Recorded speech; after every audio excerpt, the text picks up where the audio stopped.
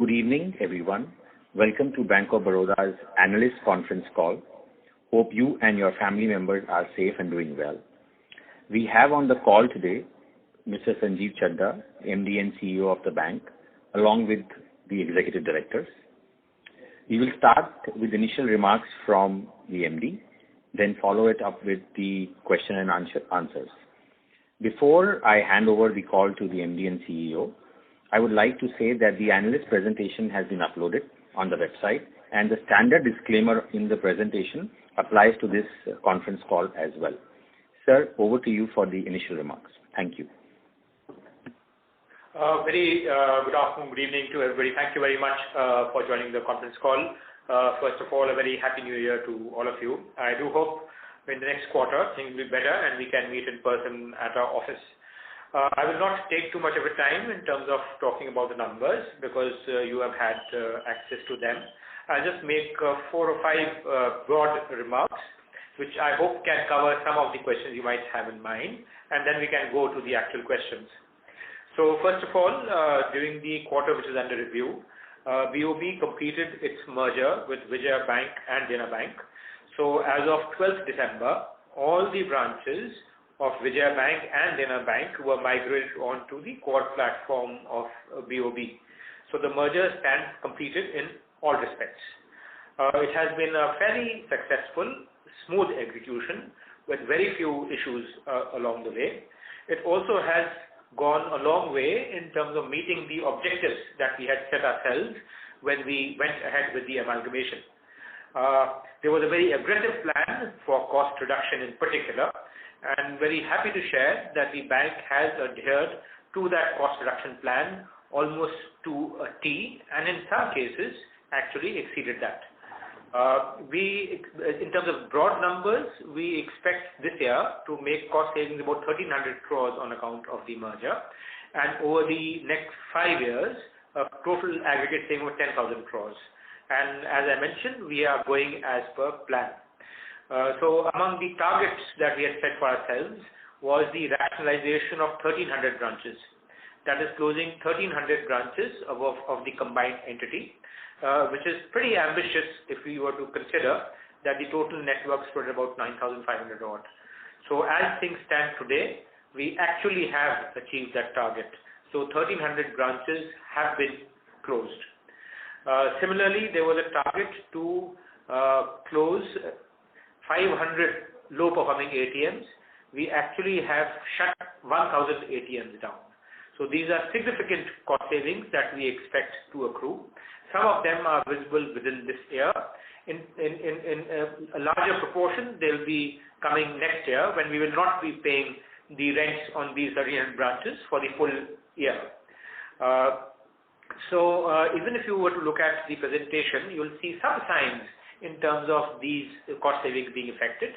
Rents, for instance, actually are about 5% lower in this 9-month period as compared to what they were in the previous year.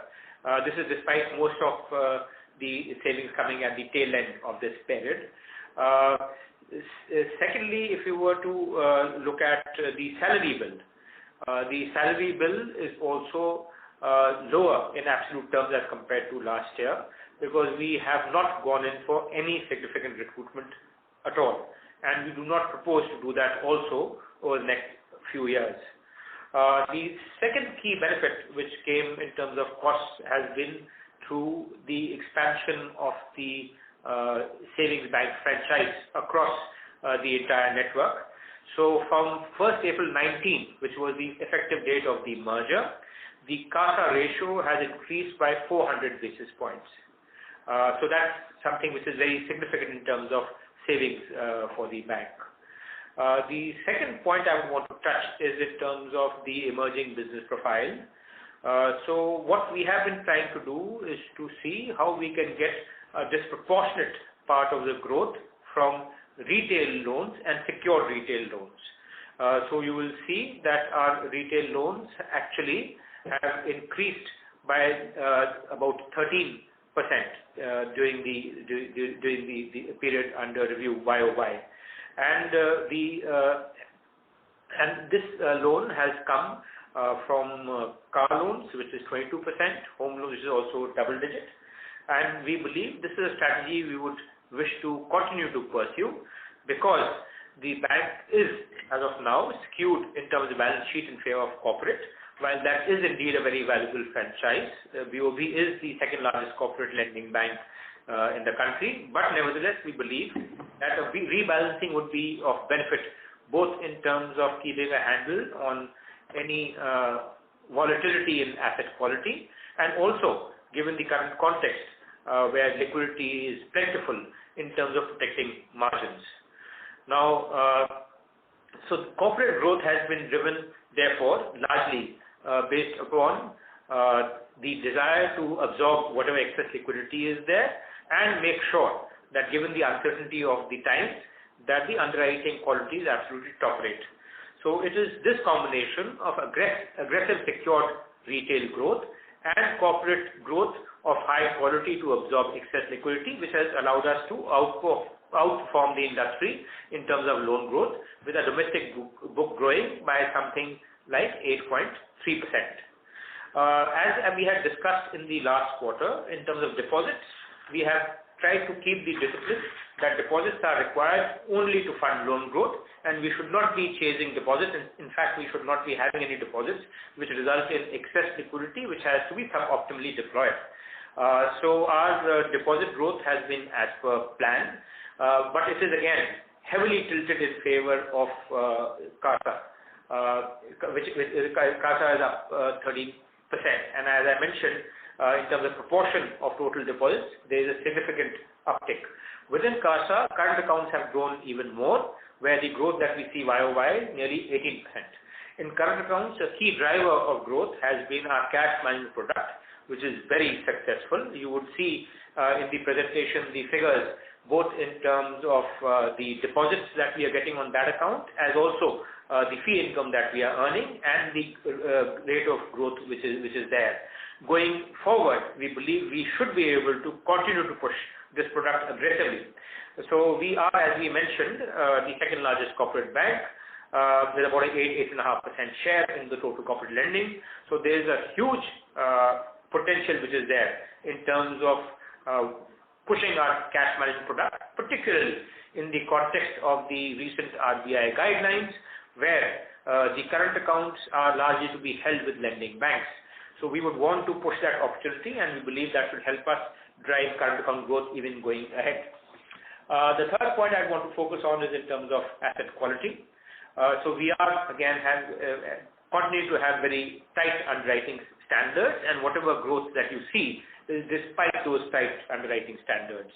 3/4 of the corporate book that is underwritten in the period under review has come from either accounts which are either A-rated or government entities or PSUs.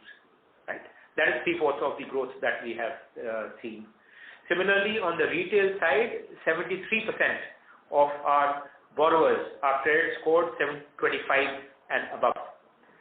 Third, in terms of unsecured retail, that is less than 1% of our total loan book. When we look at the agriculture side, nearly 40% of the growth that we see in agriculture has come from gold loans.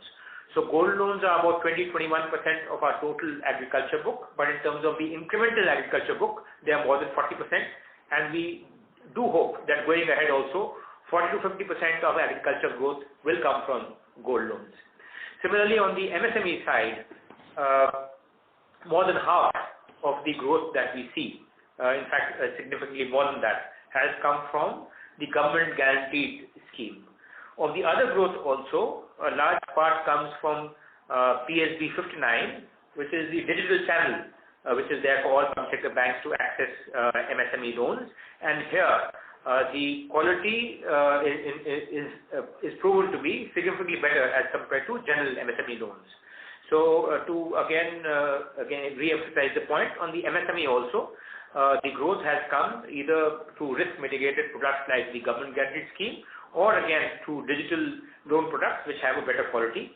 The bank as of now is currently executing a very ambitious project for digital loans of which MSME loans will be a big part, and we believe going ahead also that should help us improve the underwriting quality. Having said that, we do accept that there will be some stress which will play out in the MSME and retail book. Right? There is still something which is in the works, but we believe that this stress which we expect to see will be offset by lower credit costs on the corporate book. So in terms of our NPA ratios, the GNPA ratio which is published stands at 8.48. The pro forma GNPA ratio, if you would take into account the implications of the Supreme Court judgment, is 9.63. Net NPAs which are published at 2.41, it comes to 3.36. There also, despite whatever we have seen, we believe there is YOY improvement.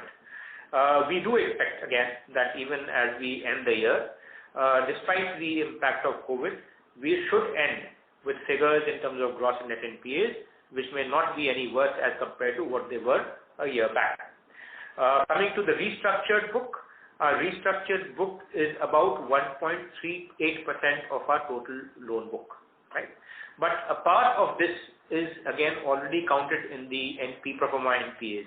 If we were to eliminate that, it is only 0.80% of the total loan book.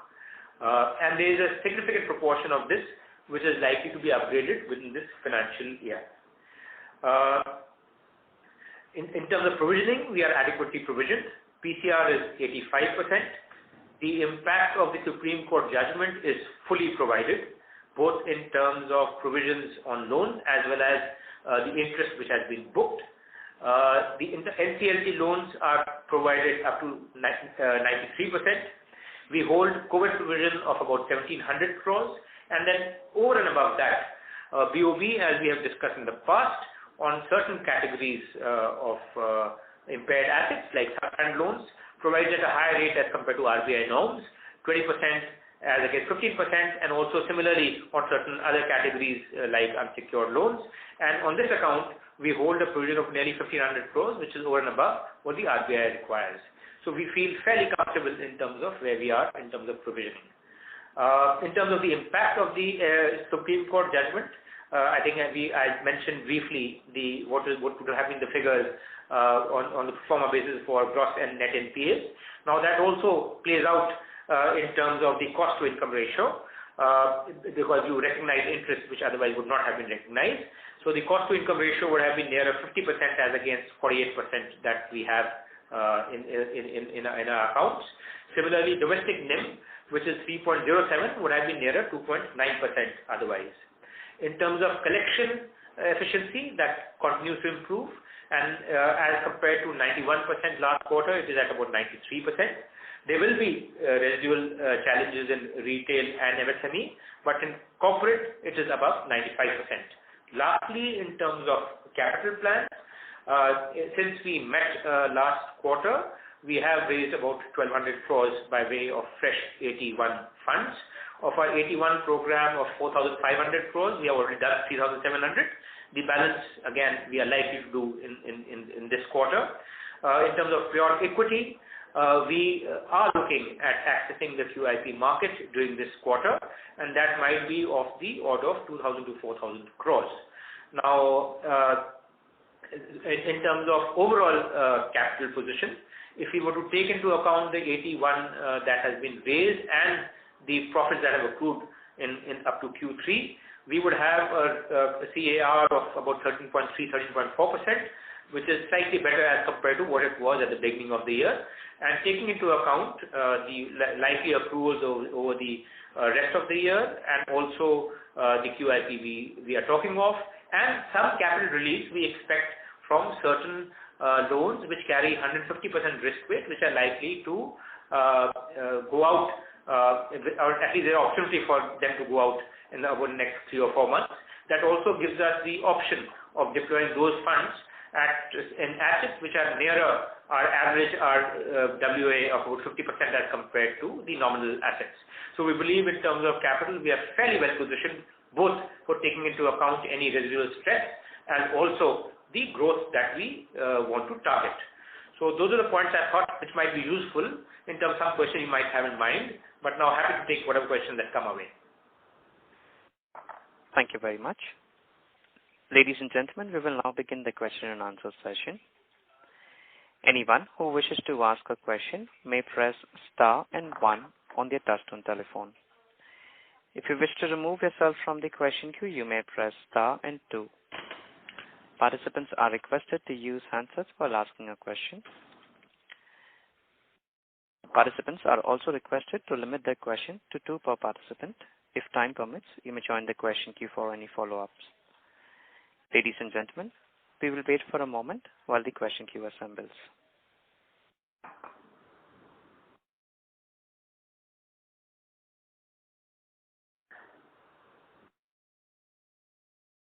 The first question is from the line of Gaurav from Bowhead India. Please go ahead. Hi, sir. Thank you for the opportunity.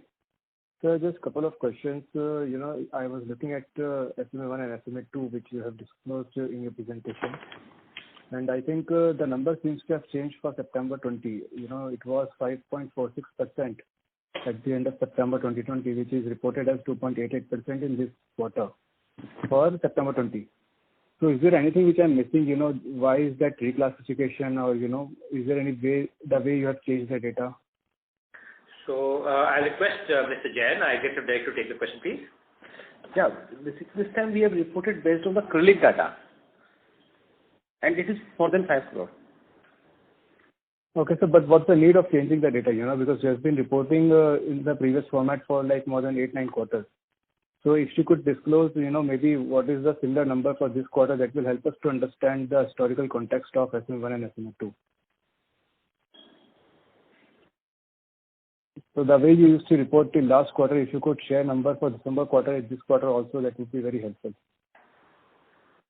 So I think, Gaurav, what we have tried to do is to, again, over a period of time, make our presentation as closely benchmarked to what it is on peer basis, so that helps your comparison also, but we'll give you those figures. Great. And sir, your international slippages, they came at around 4,000 crores. So is there like 1 or 2 accounts which reflect the slippage, or like is it more of broad-based? And how do you see the run rate, from this side going forward? So you're right. So the international slippage increase is largely on account of 2 accounts. One of that is almost, I think, 2,700 crores. That account had slipped in December 19, got upgraded in March, and now again it has slipped and is likely to get restructured. So that is one single biggest loan which is there. There's another loan of about 800 crores rupee value, which is likely to get restructured. So these 2 pieces account for the major proportion, and simply because the fact that these are 2 large pieces where there was some history of stress, we do not believe that this is something which is likely to be of anywhere near similar proportions going ahead. Perfect. Sir, if I could just ask another question, on the Dewan housing front, considering, there is a lot of reporting from news channels. So what could be your recovery, considering, you had 4,000 crore of exposure, but the direct exposure was around 2,000 crore. So if, the account recovers, let's say in the next 6 months, how much recovery can you show in your books? Is it a 2,000 crore recovery or a 4,000 crore recovery? So I'll just attempt to answer the question, but hand it to Mr. Jain because he will give you a more authentic reply. So as far as the exposure which is not on our books, right, pools that we had purchased, there's no issue anyway. That is performing well. So there is no question of any significant haircuts at all there. Now, when it comes to the direct exposure to Dewan, there our recovery will be exactly of the same order of as any other bank, which is near about 2,000 crores. But again, I'll defer to Mr. Jain for his comments. Yeah. Our direct exposure to Dewan housing is close to 2,000 crores. And we are expecting a recovery of around 800 crores. And this account we have fully provided for. Okay, sir. Great. I'll come back to the queue if I have more questions. Thank you. Thank you. The next question is from the line of Jai Mundra from B&K Securities. Please go ahead. Yeah, hi, sir. Sir, if you can talk about the restructuring request. Is this the final, or do you still have something in pipeline, especially from the corporate side or MSME side? And maybe if you can quantify the 3 large sector and maybe the cases, individual cases above 500 crores. So this is, I think, should be pretty much final, right? The window for invoking the restructuring ended on 31st December. There's still, of course, the MSME scheme, which runs up to March, but then in terms of relative proportion, that is likely to be a smaller figure. So we don't expect this figure to change very much from where it is now. And in terms of sectors, you will have the usual suspects that there is, of course, retail, organized retail, which is there. There's construction. So I think those are the kind of sectors that you are looking at. But again, hand it to Mr. Jain again to give a little more color on that, please. Yeah. So this OTR is 9,500 crores, right? And out of this, around one third is on account of the account which are already been is a part of performance slippage. One third of that. Second, the account specifics, it includes basically the retail, it includes the constructions, it includes the power, iron and steel, textile, real estate, and like this. Right. And sir, what would be the number of accounts which are, let's say, more than 500 crores or more than 1,000 crores? Maybe more than 500 crores. It may not be more, maybe around 6 accounts, not more than that.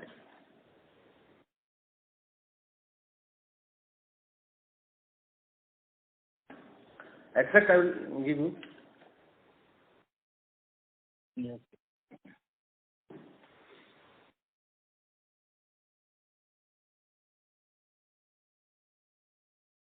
And in the meanwhile, sir, the second question is on SMA 1 and 2.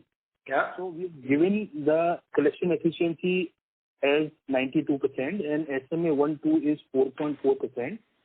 So the rest is actually SMA 0, right? Is that the way? Because we have already bifurcated the pro forma number in this calculation, right? Jenta? Yeah, this. Yeah, remaining will be the SMA 0, right? Yeah. Right, sir. Okay, and the last question, sir, from my side. The ECLGS, sir, what is the quantum, and do you see any signs of maybe quality-wise incipient stress there? Of course, there will not be any stress in the near term, but just your comments there. So I think we have disbursed more than 8,000 crores in terms of ECLGS loans. Early days in terms of stress, but as a broad point, what I mentioned earlier, we do believe that when it comes to both the MSME and retail, there is going to be some stress which is likely to play out. In MSME, of course, to some extent it is mitigated by the fact that the ECLGS exposure is not on our books. But in comparative terms, I think this is something where you might say that the entire story has not completely played out. Now, there are possibilities, and the reason again I mentioned is that we are not completely certain there. You don't have the kind of handle you have on corporate in these places because this is an unprecedented situation. Retail stress has never been an issue, but here there's no doubt that we are likely to see stress which is more than historical levels. Similarly, MSMEs, in terms of their resilience, they are more impacted as compared to corporate, and our ability to assess the extent of stress is also a little more difficult, which is why we are being a little cautious by saying that we expect more stress to play out on MSME and retail, but we expect this to be balanced by the fact that we have a better handle on corporate and where we expect stress to be less as compared to historical levels. Right. Great, sir. Thank you so much, and I will come back. Thank you. A reminder to our participants, if you wish to ask a question, please press star then 1 at this time. The next question is from the line of Mahrukh Adajania from Elara. Please go ahead. Yeah, hi, sir. So my first question was on ECLGS only. So your disbursals of 8,000 crores, what is the base of loans on which these disbursals are made? So what is the amount of loans that have taken ECLGS of 8,000 crores? So there's a clear proportion there, right? That you can give 20% of the limits. Yes. So I think we have to just multiply it to that extent. I think, and we'll have the figure. So, but in terms of the people who are eligible, nearly 90% of, again, the low eligible borrowers, again, availed of that facility.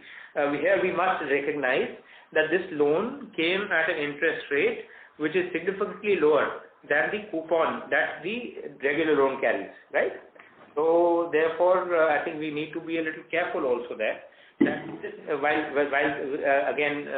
there is an issue of stress in the MSME sector, but this need not be taken necessarily as an indication of the kind of book which is under stress, because it simply made enormous good sense to take. Correct, sir. Sir, so it's fair to assume that everyone who took the loan took the full 20%. Absolutely, because you're getting a rate lower than what we are charging you on your main loan. Okay, sir. Sir, and in terms of slippage, so the total slippage for the quarter is 131 billion. That's the right figure, right? 130 billion around, including the standstill NPL.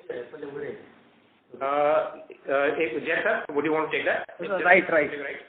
8,600 crore is a pro forma and 3,984 is a slippage. Right, yeah. Okay. That's correct, then. Okay, sir. So, and the other question was that just in terms of outlook, so you already gave an outlook on corporate, MSME and retail. But in terms of slippage, do you think this would be the peak? Because we already had 131 billion of slippages, which is probably probably high, right? So could we say that it's the peak of slippages now? So yes, I would venture to say probably yes, and that's on two counts. One is, of course, that when we look at this quarter, right, we have to accept that there were slippages which would have happened in previous quarters, either because, and were postponed, either because the moratorium was available or because of Supreme Court judgment, etc., etc. And if we were, just by way of testing the hypothesis, to just aggregate the slippages in Q1, Q2, Q3, FY21, and compare that with the aggregate slippages in Q1, Q2, Q3 of FY20, you'll find that the figures are not very different, right? That's one. Number two, again, wherever you might say there was some residual stress, there was an opportunity for a large proportion of borrowers to actually elect to go for restructuring. So that's something which has also completely played out.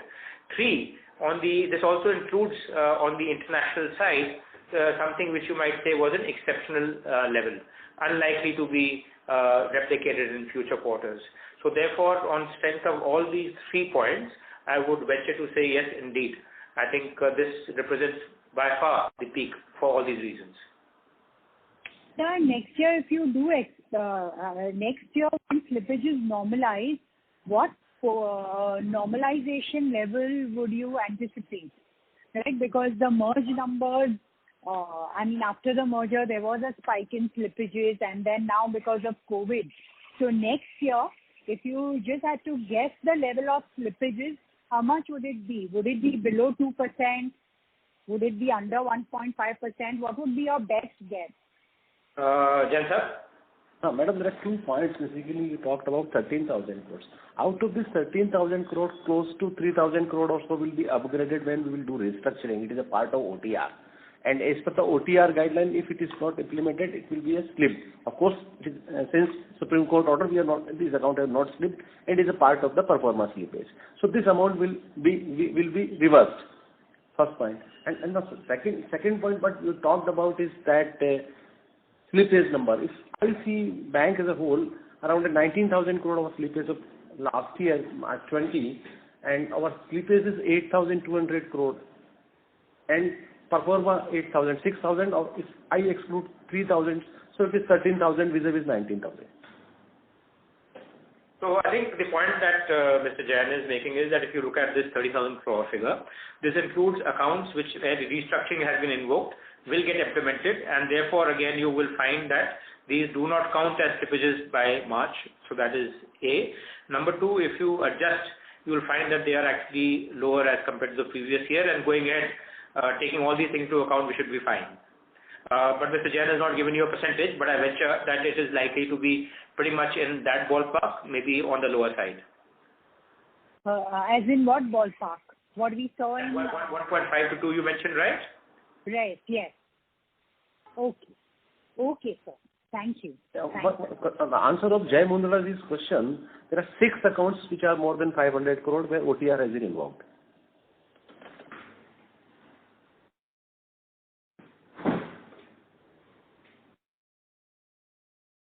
Mahrukh, is the question answered? Yes, thank you so much. Thank you. The next question is from the line of Manish Shukla from Citigroup. Please go ahead. Good evening, sir, and thank you for the opportunity. At one point, you mentioned that there is an overlap between pro forma and restructuring, and adjusted for that, restructuring would be 0.8. Is that number right? That's correct. That's correct. Yeah, sorry. Then the other question is there an overlap between the SMA book and the restructure book? Absolutely. So what would be the quantum there? I think we can give you the exact numbers there, but I think that is absolutely correct. We can give you the exact number there. Okay. Going back to your comments, sir, on the retail and SME stress likely going forward, one would have thought that by 31st December 2020, either those loans would become NPA or they would have been restructured. I'm wondering, why do you see further stress beyond the restructuring numbers on retail and SME? Because moratorium expired on 31st of August. So by end of December, either those loans should have been an NPA or restructured or performing. So of that performing class, you still see stress. Is that what you're trying to imply? So what I'm trying to say is that if we are looking at two contexts. A, that if I have to speak with a higher degree of confidence, where can I venture further? So I believe corporate, because of its very nature, you have a very high degree of clarity in terms of what the quality of book is and also what might be the residual stress there, right? That's A. B, if you see the restructuring figure, about 80% has come from corporate. Given the degree of stress which might be there on the retail book because of the issues that we have in the economy, the restructuring figure is very low, which means that the stress which might be there has not been significantly addressed through the restructuring option, right? And that might be simply because of the granular nature of the book. 3, on a historical basis, the stress in retail has been very low. So if you were to ask me that where is a higher degree of uncertainty, then I would venture to say that it is on the MSME and the retail piece. This, of course, is anecdotal. What you're saying is absolutely correct. On an empirical basis, you would expect if something had to become NPA, it would have become NPA now. But I still believe again that there may be a little more a note of caution which should be exercised when it comes to retail and MSMEs as compared to corporate, where we are fairly confident that we have a good understanding in terms of the degree of stress and how it should play out. Right. Thanks. And really last question. On the international book, what is the level of comfort? I mean, obviously we don't get much color on which country is doing how well. So in terms of any likely stress coming through from an international book, or you think that is fine beyond what we've seen in the December quarter? So again, the very fact that the single largest piece of stress that is paid out of the international book, right, came from an account which had slipped in December last year, got upgraded, and now has slipped and probably will get restructured. I think that's a fair indication that the accounts which are under stress, they have been identified and again they are addressable. So as a specific answer, we believe that we are reasonably comfortable with our international book. The big chunky pieces which might have caused us trouble, they are here for us to see in this quarter. Got it. Thank you. So the second loan which is there, apart from this 2,700, there is 800 crore loan which is there, that also is likely to get restructured.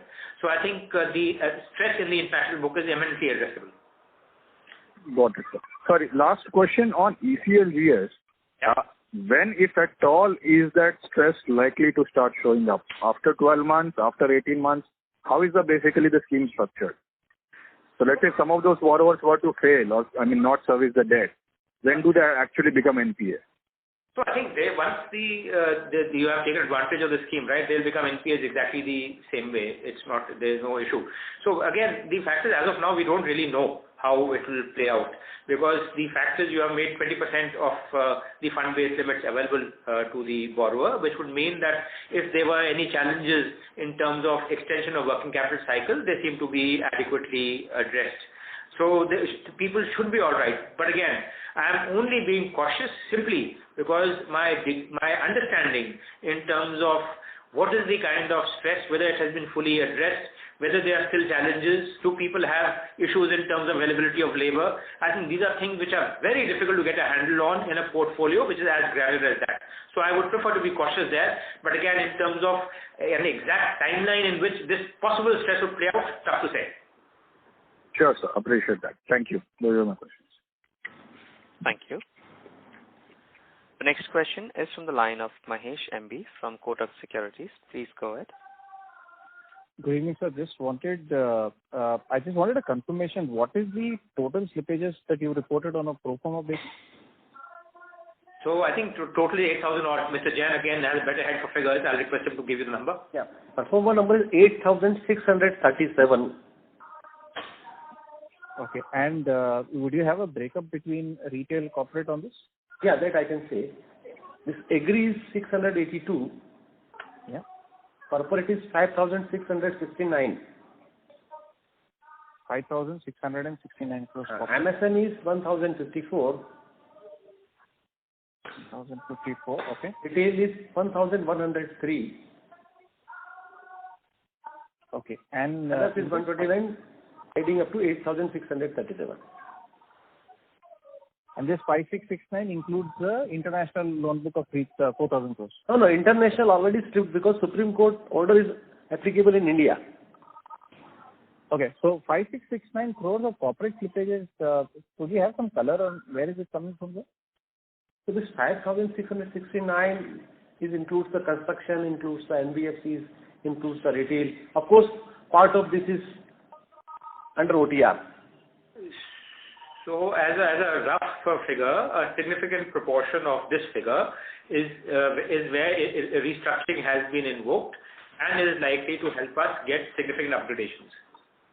Okay. Sir, can we also, on this international account which slipped of 2,700 crores, could we have some color on which sector it has come from or which geography it is? So this is it's a chemical company which is there, which operates out of the Middle East. Oh, okay. And final question of this question was asked earlier. Is it possible for us to get the outstanding SMA-1 and SMA-2 book today? We can do that. I think we'll give you those figures. But as a general proposition, if you look at the SMA-1, 2, I think even if we were to again go granular, the proportion will be pretty much in a similar ballpark, which means 4 to 5%. Of the overall loan book, is it? Yeah.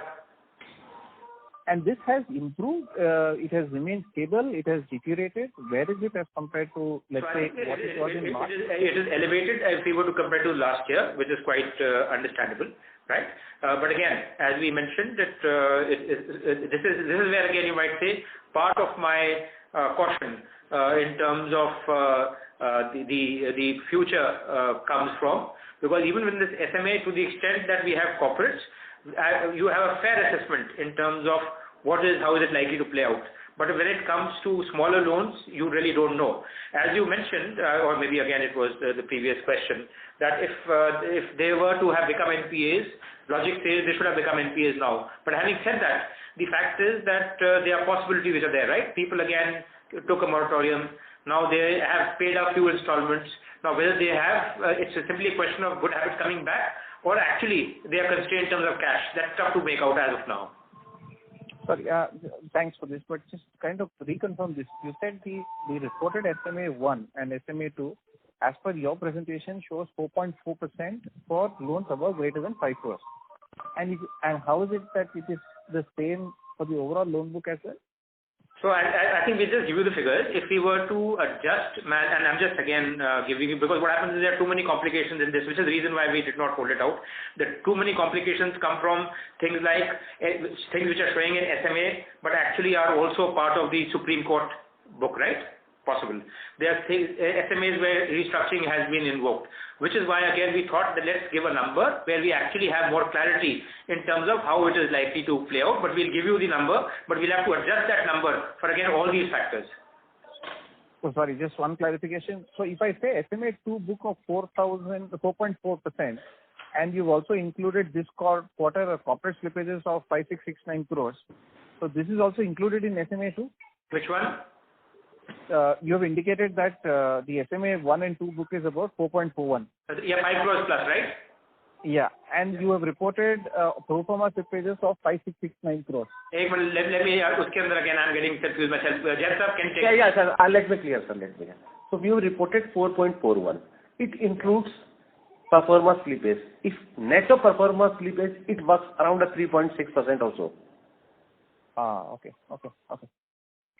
Okay, sir, if it's possible, if you just kind of, because the retail, we just wanted to see how much of pain is sitting in that smaller ticket loans.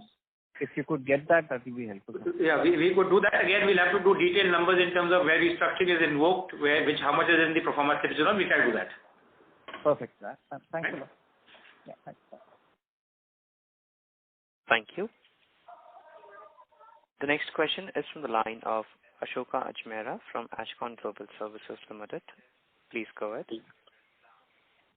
Hello. Ji Ajmera ji. Yeah, good evening, sir.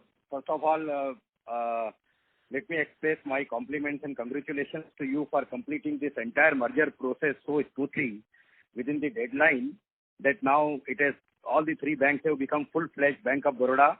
I mean, it's a great job which you have done. Secondly, there is a very good performance if you look at CASA, if you look at improvement in the asset quality, and still in spite of all this happening, still showing a good profit.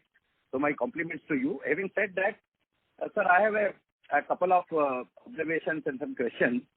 Like last time also we have discussed that, in the segment-wise reporting, for the first time in the many quarters, you had shown a profit in the wholesale book of 63 crores. Before that 3,836 crore loss. And you had said that now since 85% provision has already been done, there is no much pressure on this. But again in this quarter, if you look at segment, 1,800 crore rupees of loss in the wholesale book. And all the income is coming again from the treasury books only. So, can you throw some light on that? So I think I'll request Jen Sir to take. Yeah, sir. Ajmera sir, Yeah, point is that we have made a provision for this performance slippage, right? And if you see this, out of 8,600, 5,700 is a corporate book. So whatever provision we have made, of course it is a part of standard asset, it has been factored while calculating this segment report. And that is why it is a loss. Right, sir. Sir, just I was looking at this NBFC exposure of the quarter. While the BBB exposure has come down by around 500 crore, the BBB and below exposure has gone up by 1,700 crore. I mean, if I'm right. So is there any reason, or are these NBFCs TLTRO 2, or what was it? That 1,700 crore is the BBB below book has gone up, and BBB has come down by 500 crore. Yeah. So I think you are right. Largely it is driven by the fact that we have accessed funds under TLTRO and also again taken advantage of the partial credit guarantee scheme, which is why again that exposure has gone up.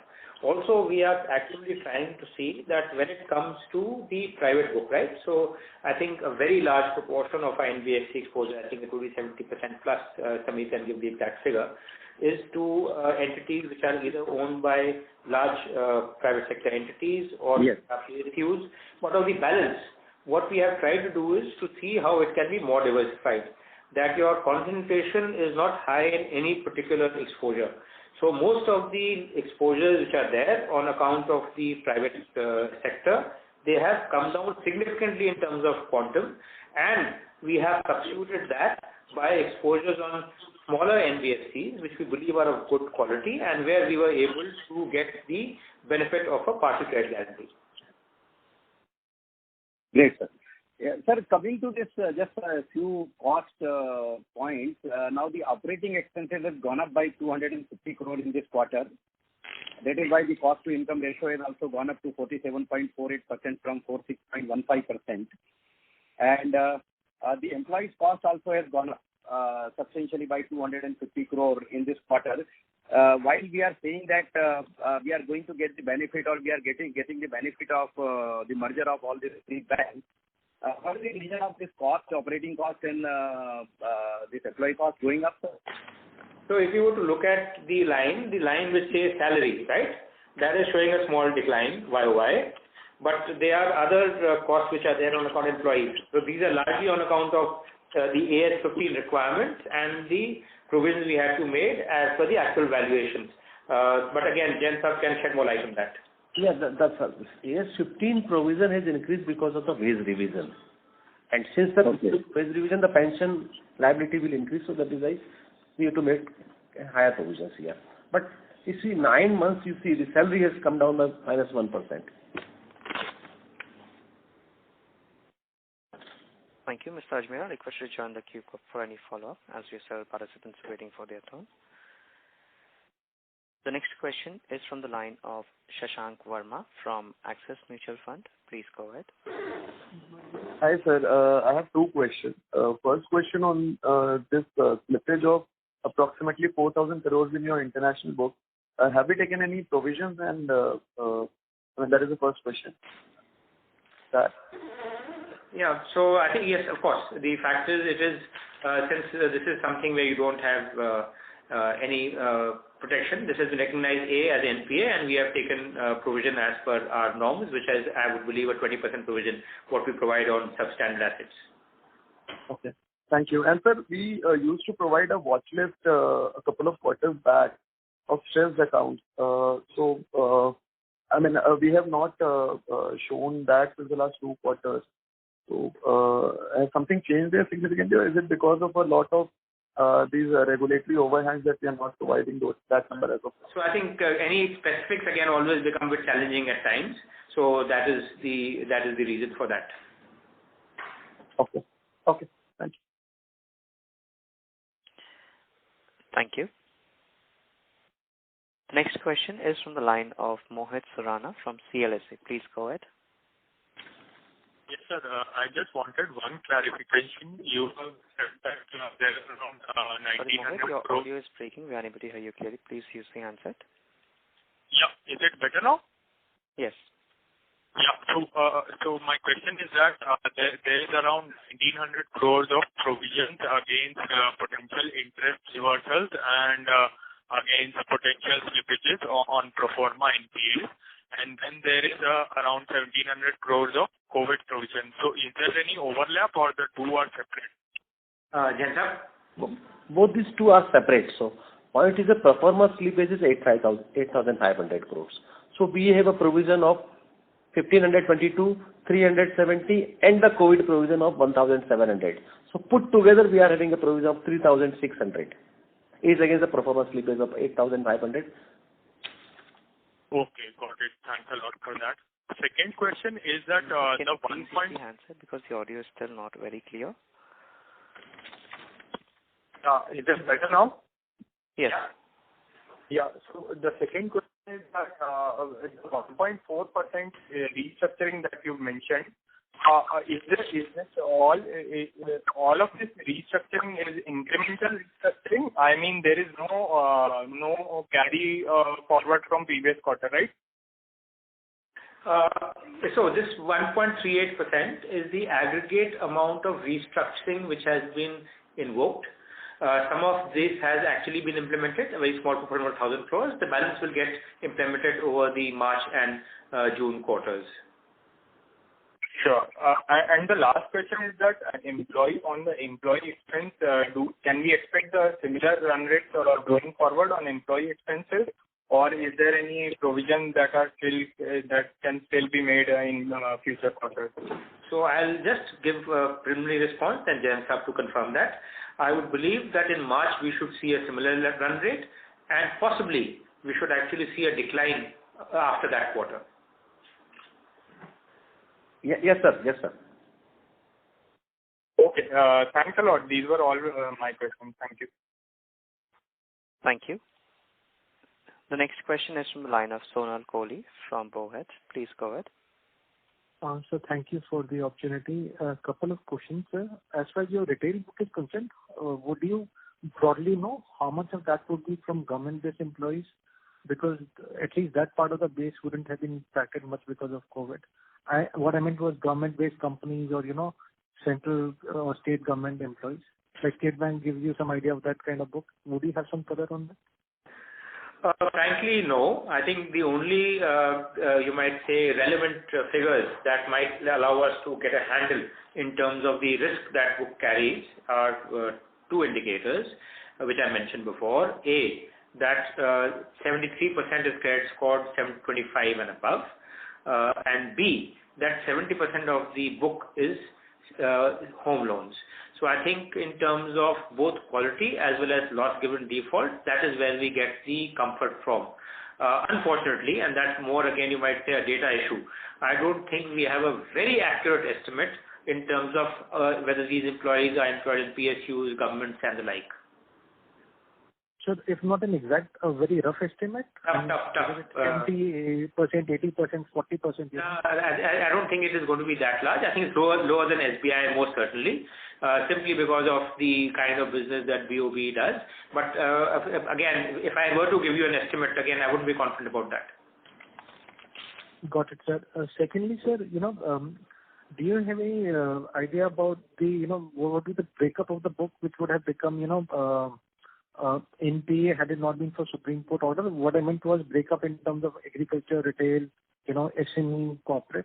Yeah, I think Jayant gave that figure earlier, but I'll just request him to see if he can just give that again. Yeah, this is 8,637. Here agri is 682.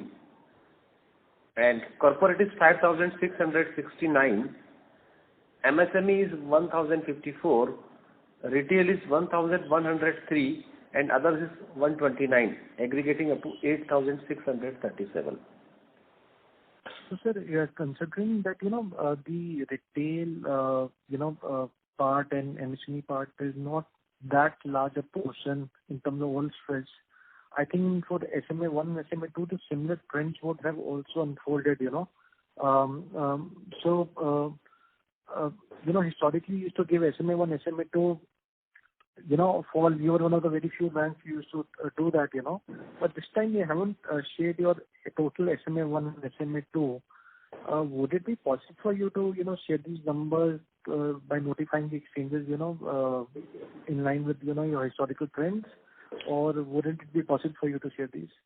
So I think the only challenge, as we mentioned, was that when it comes to larger loans, it's much easier for us to give a clear, transparent impression in terms of how, again, the overlaps play out between restructured, again, things which are part of performance NPAs, which is a bit of a challenge again, which is there, but we'll try to see how we can help there.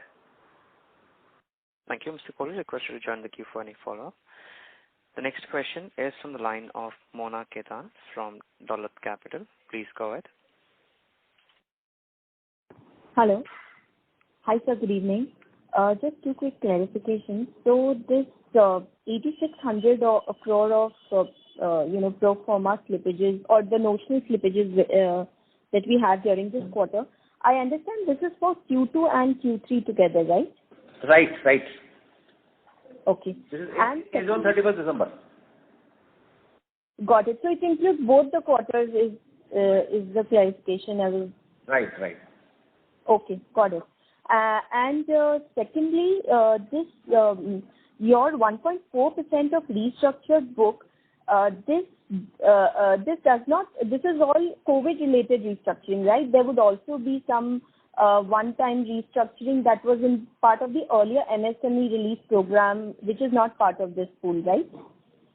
Right. Which we have separately placed notes on accounts around 4,000 crore of that total aggregated number. Got it. Thanks so much. Thank you. The next question is from the line of Deepak Kumar Tapadia as an individual investor. Please go ahead. Hi, sir. Sir, can you give me the exact adjusted book value after removing the deferred tax assets and revaluation reserves, sir? That is a tough one for me. I wonder whether Jayant also would have that number or not, but let me pass it on to him. I have to calculate, sir. That's a tough one. That's a googly. So we get back. Calculate and provide, sir. We'll give you the number, please. Approximate number. We'll give you the exact number, but we just need to work it out and give it to you, please. Okay. Thank you, sir. Thank you. That's it. Thank you. Any participants who wish to ask a question at this time, they may please press star and 1. The next question is a follow-up question from the line of Mahrukh Adajania from Elara. Please go ahead. Yes, sir. Hi. Just to clarify, the overlap in restructuring and pro forma slippages is around 30 billion. Is that correct? 3,000 crores. Right, madam, right. Okay. And when we talk about collection efficiency of 91 or 92%, what is the denominator? The denominator will not include NPLs, correct? It will be just... Denominator will be standard. Standard. Okay. For this collection efficiency, what is demand and what is recovery? Got it, sir. So, and just one last question. I could not catch the proportion of gold loans and agri loans. So the proportion is as of now about 21%, and in terms of incremental growth, it is more than 40%. Okay, sir. Thank you so much. Thank you. The next question is a follow-up question from the line of Jai Mundra from B&K Securities. Please go ahead. Rating breakup slide where we have written some 12% is unrated, is below BBB. So can you give the absolute amount? I mean, because I don't know which figure to use. Is it the entire corporate book, or what is the absolute amount for this chart number 14? Jayant or Samir, if you have the answer.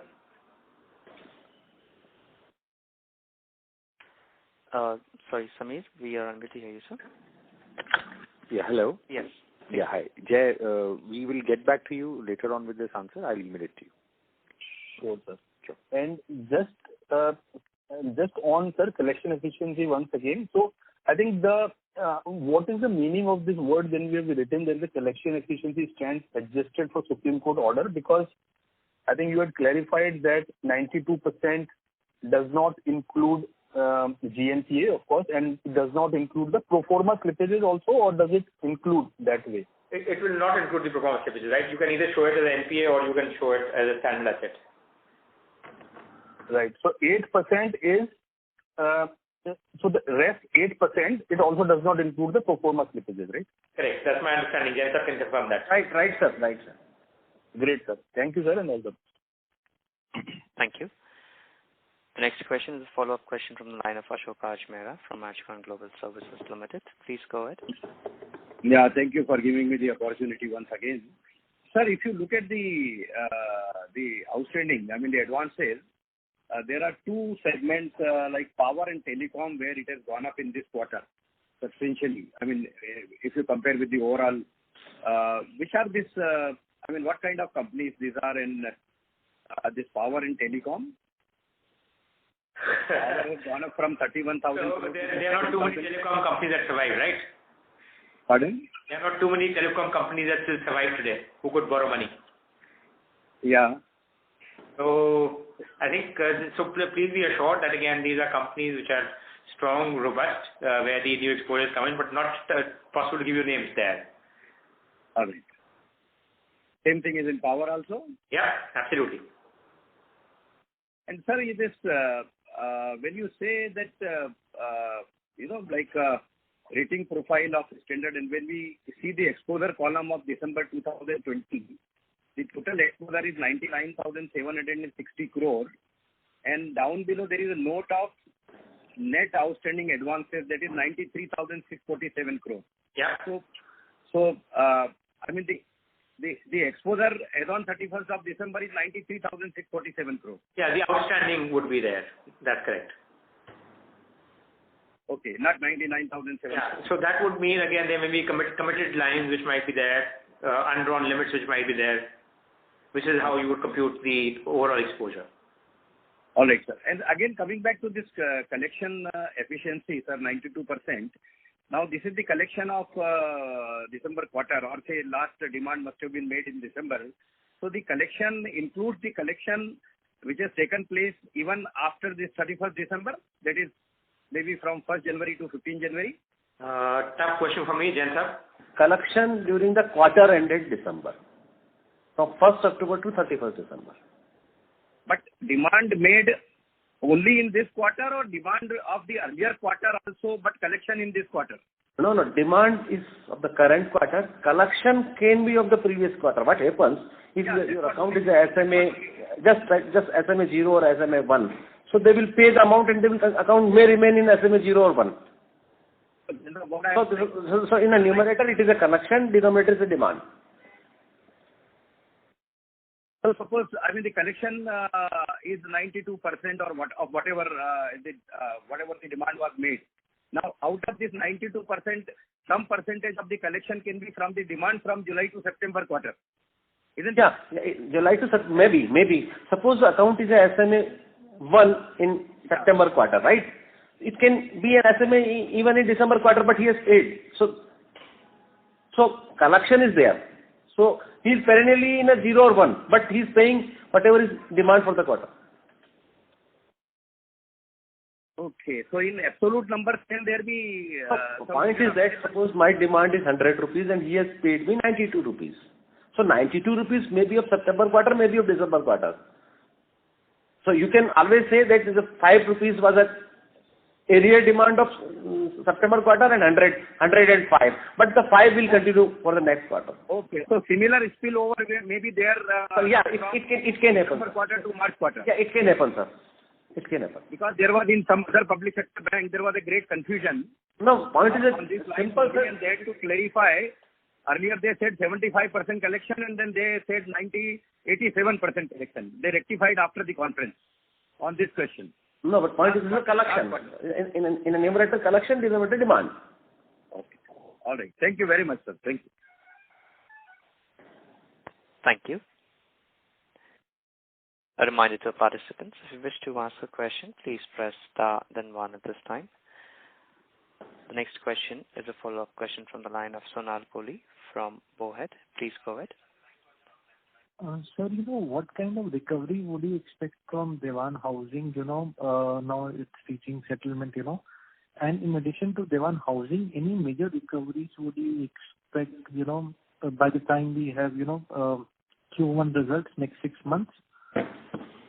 So I think Dewan Housing, we have exposure of 2,000 crores. So our share in the recovery should be in the region of about 800 crores there. In addition, there are some NCLT accounts, including a large steel company, where we do expect the recoveries to come in. Also, if you would look at simply in terms of impact of upgradation, even accounts which actually have been classified as pro forma NPAs, where restructuring has been invoked, I think we should see a significant improvement on that account. But again, request Jensab to see if you would want to add to that.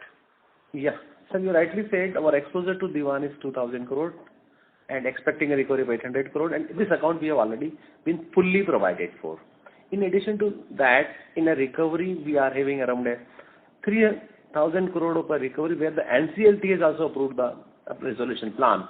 And even or 5,000 crore where the COC has approved the resolution plan. So we are expecting recovery there also. So are you saying that you're expecting 8,000 crore of recoveries? No, not. This is in pipeline. Out of that, how much we'll get, it depends on number of factors. Yeah, what you're saying is that there's a 8,000 crore worth of accounts. Now, 5,000 crore of account where COC has approved the resolution plan. Out of this 5,000, 3,000 crore where NCLT itself is approved. Oh, I see. Please don't add this, yeah. Okay.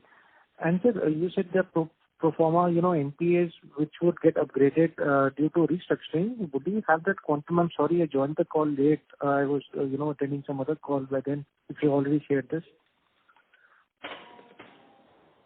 Actually, this out of this OTR, maybe around 3,000 crores of a account where the restructuring can happen in the March quarter and remaining in June quarter also. And then lastly, considering the economy is reviving, would any of your, NPAs which have become NPAs, like pro forma NPAs because of Supreme Court order, finally, do you expect a reasonable part of this not to become an NPA? Because if the order is further delayed by another 1 or 2 months, do you expect some part of it would get reduced? Jayant, would you want to help? Yeah, naturally it will reduce now. When we will do restructuring, automatically it will reduce, first point. And second point, wherever we will get some recovery, outstanding will reduce and NPA will reduce. Thank you. The next question is from the line of Shashank Verma from Axis Mutual Fund. Please go ahead. So thanks for the opportunity again. So there was one East-based NBFC account which we had tagged some time back under our watch list. Where does it come today? Is it a part of our SMA book today, or is it separate from that? Again, can you repeat that? Which account are you talking of? So one East-based infra NBFC account. We had put it on our watch list a couple of quarters ago. Yeah. So wanted to check whether it forms a part of our SMA book today, or is it out of the SMA? Yes, sir. Generally, we do not discuss about the account specific. Okay. And I had one more question on your consolidated operating profit, sir. Q2 to Q3, there is a sharp jump. In your PPT, you mentioned that as well. It is a sharp jump of close to 900 odd crores. What is it pertaining to? Because our standalone bank operating profit remains similar.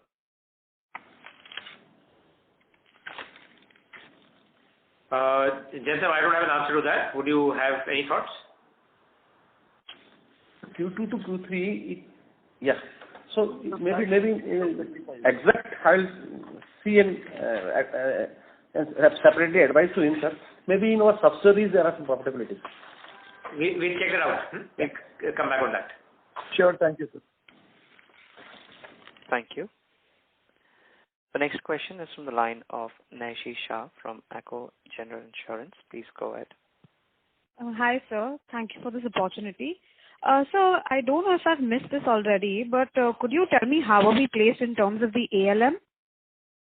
I think given the fact that the liquidity position is very comfortable, I'm sure all banks are very comfortable. So I think our LCR should be on the order of 160-170%. So very, very comfortable there. All right. Thank you, sir. Thank you. Thank you. The next question is from the line of Mahesh as an investor. Please go ahead. Yeah. Hello. Sir, you had this international slippages of 2,900 crore coming from some chemical company, and you mentioned that this account will be restructured. So how does the accounting happen? By when do we expect restructuring, and what will happen to the provisions which you have taken? So this restructuring is likely to happen as per the June 7th circular, which would mean that there is a period of 12 months before it gets upgraded to standard, and that is when you write back the provision. Okay. And which is the second account? You mentioned there is one more account, 800 crores. Yeah. Which sector is that? I think I'm not sure how can I classify that as sector. Jayant, if you would want to hazard. How to classify this manufacturing of candles and all of it. So this is other sector basically. So and you might say this account will be covered under the OTR, and it will be once the OTR is approved, then it can be upgraded. So that will be within this financial year. Earlier was in 7th June, and second one is in the 6th August circular of Reserve Bank. So the first account, which is 2,700 crores, it will take a year for that to be upgraded. As for the second account, about 800 crores, I think there's reason to believe that should get done within this financial year or by June, either way. Yeah. And sir, there is we had 2,500 crores of provisioning from some government guaranteed account, Yeah. So what has happened to that? Have we returned back the provision because it's almost 4 quarters now? So there's been a partial write back, I believe, but again, Jain Saab can clarify that. This provision we are carrying. This provision we are carrying because exposure is more than 2,000 crores. And till resolution plan is implemented, we cannot reverse it back. So this is the provision we are carrying. Okay. And sir, one large steel account, we have been waiting for Supreme Court to give some judgment. But what has been the observation is that for last 6 months, there is no hearing only. Means Supreme Court just gives the date. And recently some 29A article has been also given ratified by Supreme Court. But still the judgment is not happening. So when do we see some light on that? So it's tough again. It's quite frustrating. Supreme Court is not hearing the judgment only, not giving any dates on that. Jain Saab, would you want to answer that? Sir, account specific generally we don't discuss. No? Yeah, but it's for the industry it's quite big and there is no hearing only. There's both account specific as well as Supreme Court specific. So I think we'll let that question pass if you don't mind. Okay, sure, no issues. Thank you. Thank you. Ladies and gentlemen, that would be the last question for today. I now hand the conference over to Mr. Samir Narang for closing comments.